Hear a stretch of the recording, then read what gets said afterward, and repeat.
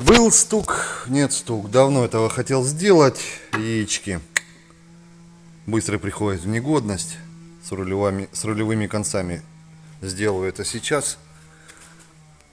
Ранее было сделано, ну как ранее, год назад, с шаровыми.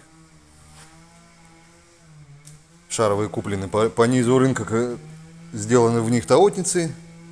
Уже, в принципе, 58 тысяч. Полет нормальный. Надо сделать, руки не доходили, надо сделать рулевые наконечники. И вот что я сделал. Яйца. Сейчас они появятся.